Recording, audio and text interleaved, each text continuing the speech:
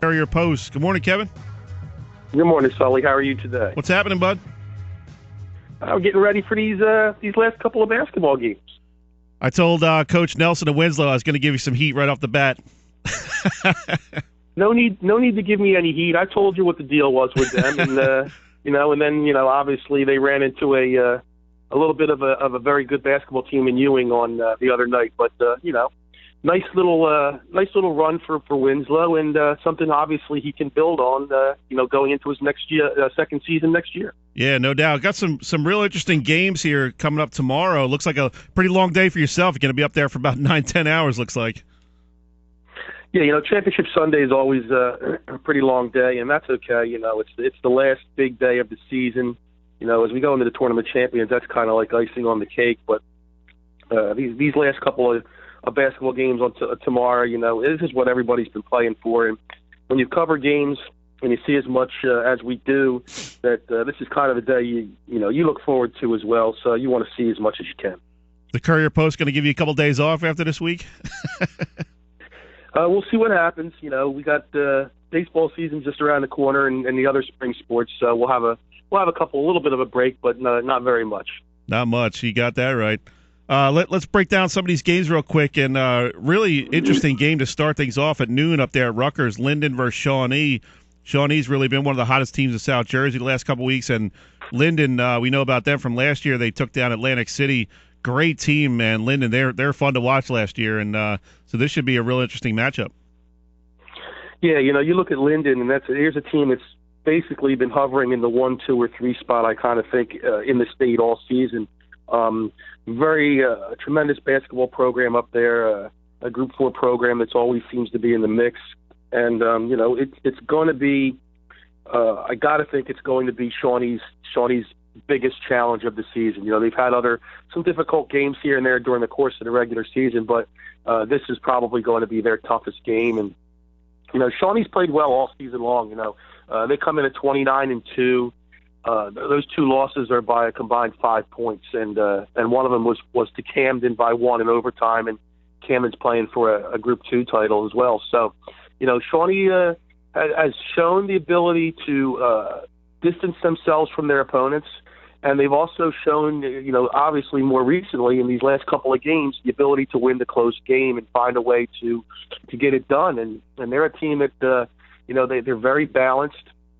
They'll spread the ball around. They're another team where it doesn't really matter who the scorer is.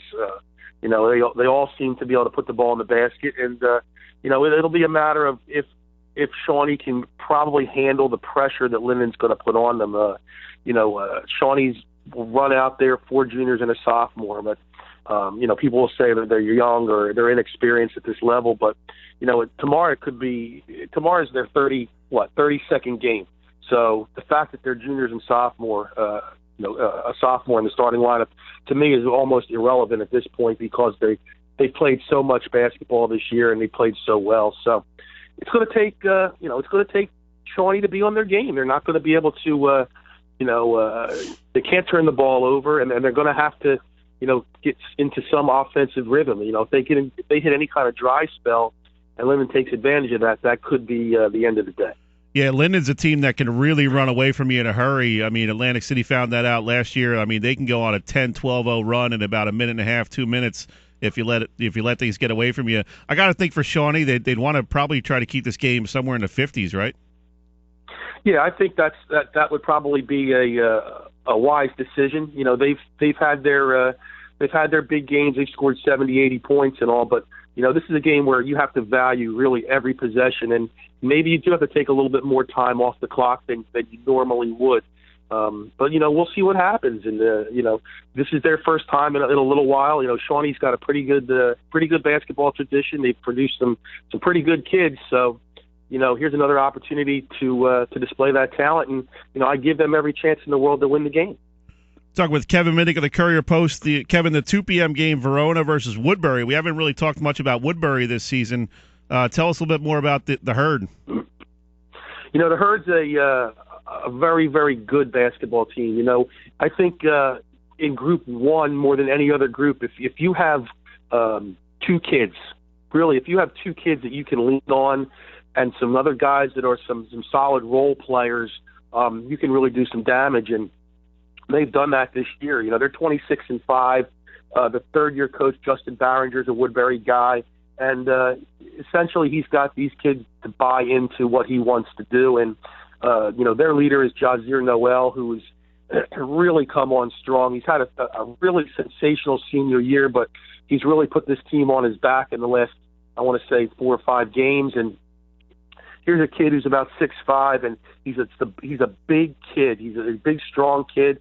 He's not the quickest in the world, but he gets to the basket.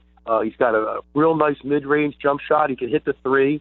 And, he's the leader of this team, and they look for him. And he's really stepped up and really had a tremendous playoff run. He puts them on their back to win the state semifinal the other night, scores 32, and against a Burlington City team that wasn't that bad, but Noel's the kind of kid who he's a Woodbury kid who knows what it takes. He was in grade school the last time Woodbury played for a state championship, which was 2010. That was the only other time, and he just wants to lead this team. There's kids that are leaders that people look to automatically, and Jazir's developed into that. But he sincerely wants to lead this team, and he wants to take it as far as it can go. And here they are playing for a state title.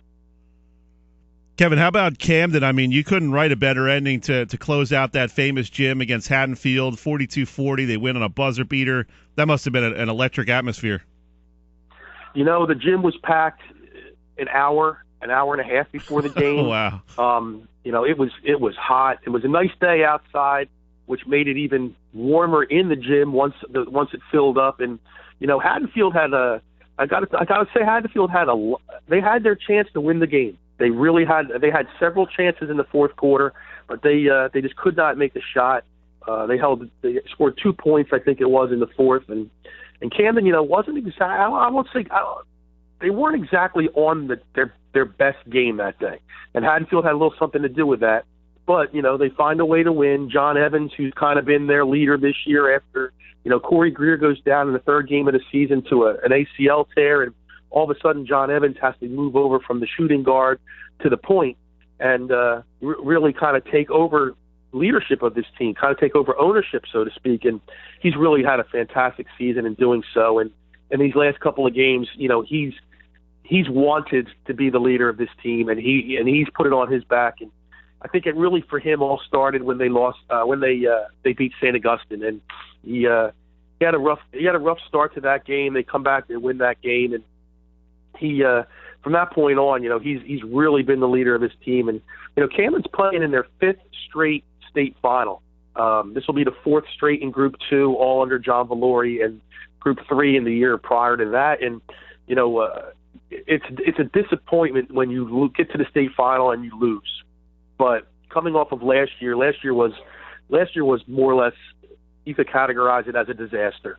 They were up 18 points in the third quarter. They were up 10 points to start the fourth, and they lose in the final seconds when Westside comes and makes 2 foul shots. So they're going to face Westside again.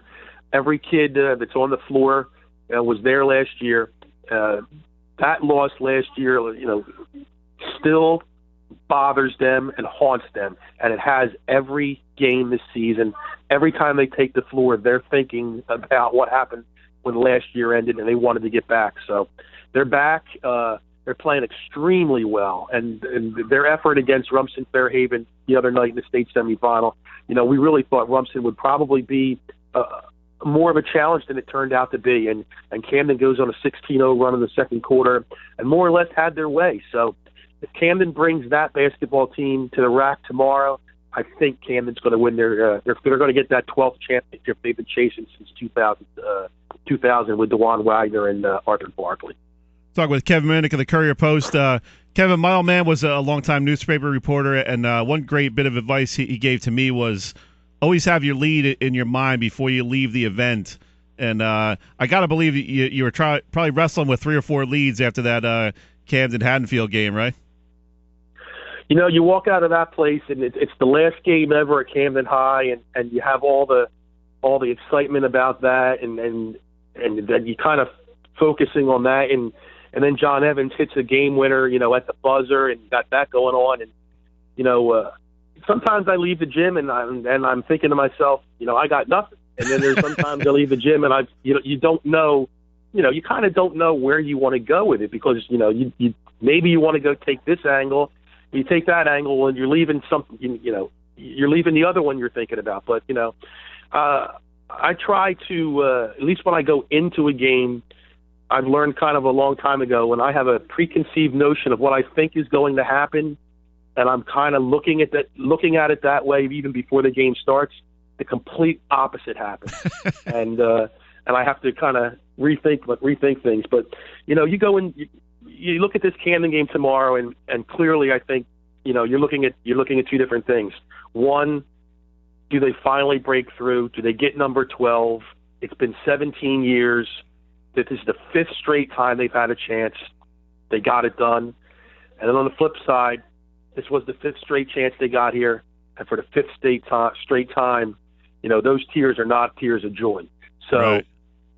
Obviously, I think that's, if you want to go in with a kind of a preconceived idea of what you want to do, those two angles are clearly, right there for you. Now, Kevin, break it down for us. What's your day going to look like tomorrow as a sports reporter? How do you handle this? Do you have other guys up there to cover one of those 2 or 3 games, or you doing all 3 yourself, or what? In the past, I've done as many games as there has been, to do by myself. But your boy Mark Tribble's coming up with me tomorrow. So our day will start bright and early. We'll meet at the paper probably around 9 o'clock or so. Make our way up to the rack, and we'll spend our day at the rack, and we'll probably be up there until at least maybe 7, 8 o'clock, 9 o'clock at night, and then make our way back. So we're talking about 12, probably about a good 10 to 12 hour day tomorrow. But yeah, because there's not much time between those games, maybe 20 minutes or so. You got to bang out that story, get ready for the next one, right? Yeah, we'll have an opportunity to kind of spread things around tomorrow. In that, I think Mark is gonna handle the Shawnee story, the Shawnee game, and I'll take the second game, and then then there's a little bit of a break. They clear the gym out, and before that Camden game starts at 5, and we'll double team that Camden game. So, we'll be up there. We'll have enough time to take care of everything. People can follow us on Twitter and on the website and all, and we'll bring all our readers, everything we can from these 3 games. Awesome, man. Looking forward to the Courier-Post tomorrow. Yeah, it'll be, it's a big day, and hopefully, I told you before, I told everybody, I do not openly root for teams to win games, and it's kind of like the old, that's an old school attitude. You don't cheer in the press box, but when your teams that you cover, for as long as we have, all season long, and you get to know these guys. I've known most of these guys for a number of years now. You kind of, in a way, you kind of hope they win. And, it's always much better to interview kids after they've won a big game than it is to try to get them to talk after a major loss. So, we're kind of pulling for, in our own little way, we're pulling for Shawnee, Woodbury, and Camden to bring back some hardware to South Jersey, and same goes tonight with St. Augustine. Good stuff, man. As always, appreciate it, and enjoy the rest of your weekend, bud. Hey, thanks a lot. It's going to be a busy one, but we'll make the most of it and really enjoy it. Thanks, Kevin. Appreciate it. All right, Saul. Anytime. You got it, man. Thanks, bud. Bye-bye. That was Kevin Minnick of the Courier-Post.